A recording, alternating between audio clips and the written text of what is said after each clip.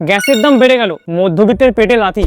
হ্যাঁ, আর অনেকদিন দেখছি নাকি পেট্রোল ভরতে গেছে, খুলে এনেছে ছাদে জলের ট্যাঙ্ক, মানে ছাদ থেকে জলের ট্যাঙ্ক খুলে এনে পেট্রোল ভরছে। হ্যাঁ, এরকম অবস্থা ঘটছে আমাদের দেশে। কেনই বা এরকম ঘটছে, আর কিসের জন্য গ্যাসের দামই বা বাড়লো? সম্পূর্ণ যদি জানতে চান এই ভিডিও সম্পূর্ণটা দেখবেন। এবং হ্যাঁ, এর পাশাপাশি বলবো, চ্যানেলটা যদি নতুন হয়ে থাকেন চ্যানেলটাকে এক্ষুনি সাবস্ক্রাইব করে নিন। এবং গ্যাসের দাম কেন বাড়লো, আর পেট্রোল ভরতে গিয়ে মানুষ কেন ছাদের জলের ট্যাঙ্ক খুলে এনে পেট্রোল ভরছে, এর পাশাপাশি আরও যে সমস্ত যে চারিপাশে যুদ্ধর জন্য এগুলো বাড়ছে, কেন বাড়ছে, সম্পূর্ণ বলবো আজকে এই ভিডিওতে। তো চলুন শুরু করা যাক।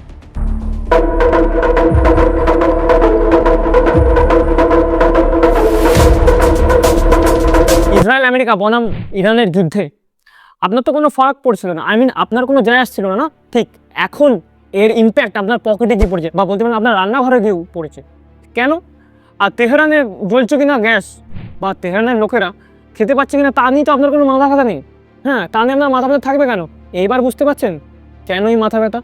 যুদ্ধ তখনই ভালো লাগে যখন যেটা বাইরে হয়, আপনার এলাকা থেকে দূরে হয়। যখন নিজের ঘরে যুদ্ধ লেগে যায়, আপনি যখন ক্ষতিগ্রস্ত হন, তখনই আপনার পকেটে টান পড়ে, আপনার সমস্যাটা গুরুতর হয়ে ওঠে। হ্যাঁ, এই হচ্ছে ব্যাপার।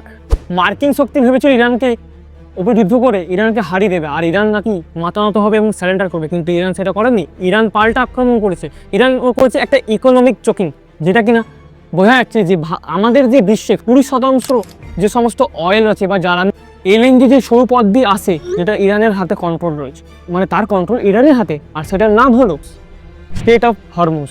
হ্যাঁ, ঠিক শুনেছেন। হ্যাঁ, আর সেইটাকেই ইরান বন্ধ করে দিয়েছে। তার ফলে আপনার রান্নাঘরে তার প্রভাব দেখা দিয়েছে। কেন? সেকেন্ড থেকে আর কোনো জ্বালানি আসছে না, আর তার জন্য তেলের দাম বেড়ে গেছে, গ্যাসের দাম বেড়ে গেছে। এই কারণেই বলে, আবারও বলছি কথাটা, যুদ্ধ তখনই ভালো লাগে যেটা বাইরে কোথাও হচ্ছে। যখনই আপনার ঘরে হবে না, তখন আপনি ক্ষতিগ্রস্ত হয়ে পড়বেন এবং সমস্যার সম্মুখীন হবেন আপনি। হ্যাঁ, এবং এই যুদ্ধের বড় শিকার হতে চলেছে আগামীকালে ভারত। হ্যাঁ, কেন বলছি আপনি অবশ্যই জানতে পারছেন কিছুভাবে। এখন তো সবে গ্যাসের দাম বেড়েছে, তেলের দাম বেড়েছে, এখন আরও কিছু বাকি আছে। এছাড়াও আমরা দেখতে পাচ্ছি দিল্লিতে তো গ্যাসের দাম 900 টাকা হয়ে গেছে। এর ফলে সমস্ত রেস্টুরেন্টগুলো হাত তুলে দিয়েছে, আর তারা শাটডাউন করেছে, বন্ধ করে দিয়েছে সব রেস্টুরেন্ট। হ্যাঁ, এর পাশাপাশি এটাও দেখা যাচ্ছে যে আমরা যে সমস্ত দৈনন্দিন জীবনে ঘর রং করার জন্য যে সমস্ত রং ব্যবহার করে থাকি, সেখানেও আর বলতে পারেন, তাছাড়াও ফোনের মোবাইল চিপেও যে সমস্ত কেমিক্যাল, কোবাল্ট রয়েছে, বিভিন্ন নানা উপাদান রয়েছে, সেইগুলো ব্যবহার হচ্ছে। এর পাশাপাশি রঙের মধ্যে যে সমস্ত পেইন্ট অয়েল ব্যবহার করা হয়, সেগুলো তো এখন ঘাটতি দেখা দিচ্ছে। সেগুলো তো এখনও তো পর্যন্ত মজুত করা তো রয়েছে ভারতের কাছে, কিন্তু স্টকে। কিন্তু এরপর কী হবে ফিউচারে? তাই জন্য যখন মার্কেটে কোনো কিছু জিনিসের মানে প্রোডাকশন কম থাকে, তখন ডিমান্ড হাই হয়ে যাচ্ছে। নর্মাল ব্যাপার, যেটা আমরা সবাই জানি, যেটা নর্মালি হয়ে থাকে আর কি। হ্যাঁ, এর পাশাপাশি দেখা যাচ্ছে যে হ্যাঁ, যে সালফার চাষের ক্ষেত্রে, জৈব সারের ক্ষেত্রে বা বিভিন্ন সারের ক্ষেত্রে এতেও ঘাটতি দেখা যাচ্ছে। হ্যাঁ, এই ঘাটতিটা আবার ভিয়েতনামে নাকি তেল ফুরিয়ে গেছে, তেল নেই সেখানে মানুষের কাছে। আর এছাড়াও বাংলাদেশে শুরু হচ্ছে ফুয়েল রেশন। হ্যাঁ, এর পাশাপাশি যেটা বললাম আপনাকে, সারেতে যে কম মানে যা ঘাটতি দেখা যাচ্ছে, কী ঘাটতি? যে সালফার থেকে সালফিউরিক অ্যাসিড, যেটা আধুনিক যুগে এটা ছাড়া অচল অনেকগুলি ক্ষেত্রে, আমরা সেক্টরে, যেমন কৃষিকাজে, অ্যাগ্রিকালচারে এবং বিভিন্ন সেক্টরে এইগুলি ছাড়া আমরা অচল। হ্যাঁ, এর পাশাপাশি যে এইসব যুদ্ধগুলি হচ্ছে, এতে ট্রাম্পের ভূমিকা কি? ট্রাম্পের ভূমিকা বলে এখানে কিছু নেই। ট্রাম্প এবং নেতানিয়াহু এর 1 টাকাও খরচ আপনাদের দেবে না। এইসব ক্ষতিগ্রস্ত যে হচ্ছে, যে সমস্ত জিনিসগুলো, এগুলোর খরচ তারা দেবে না। এইসবের খরচ সাধারণ মানুষের ট্যাক্সের পয়সা থেকেই ভরা হবে, আপনার আমার পকেট থেকেই ভরা হবে। হ্যাঁ, এবার ট্রাম্প আর ইসরায়েল জোট ভেবেছিল ইরানকে পুরো, ইরানের যে প্রথম সারি যে সমস্ত নেতা নেতৃত্বগুলি রয়েছে, তাদেরকে মেরে বা নিকেশ করে তারা ভেবেছে তারা সারেন্ডার করবে, কিন্তু সেটা হয়নি।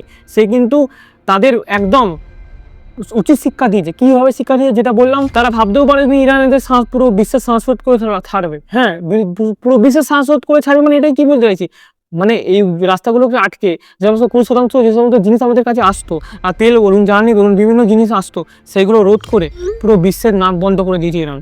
হ্যাঁ, আর এর পাশাপাশি যেটা আমি বলবো আপনাদেরকে, এই যুদ্ধ এখন আর টিভির পর্দার লড়াই নয়, এই যুদ্ধ হচ্ছে আপনার ও আমার অস্তিত্ব, মানে বেঁচে থাকার লড়াই। হ্যাঁ, এই ডিসাইড করবে আপনার আমার অস্তিত্ব থাকবে কিনা কয়েকদিনের মধ্যে। হ্যাঁ, শেষে আমি একটাই প্রশ্ন আপনাদেরকে করবো, এটাই কি তৃতীয় বিশ্বযুদ্ধের সূচনা? হ্যাঁ, কেন কি ওখান থেকে আবার উত্তর কোরিয়া নাকি উস্কানি দিচ্ছে আমি নাকি যুদ্ধে সামিল হব? হ্যাঁ, এর এর ইতিমধ্যেই আবার নর্থ কোরিয়া একটা অ্যাসেম্বলিতে নাকি ব্লাস্টও হয়েছে দেখা গেছে, যেটা কি শোনা যাচ্ছে আমেরিকা করেছে। জানি না, এখন এর কোনো সত্যতা প্রমাণ হয়নি। লাস্ট কথা বলবো, এখানে শেষ করলাম আজকের এই ভিডিওটা। তো আশা করছি যুদ্ধ ভালো একদমই ভালো না, সে যেখানেই হোক। তো নমস্কার, আজকের ভিডিওটা এতটাই। আর হ্যাঁ, চ্যানেলে নতুন হয়ে থাকলে চ্যানেলটাকে সাবস্ক্রাইব করে নেবেন। জয় হিন্দ, জয় ভারত।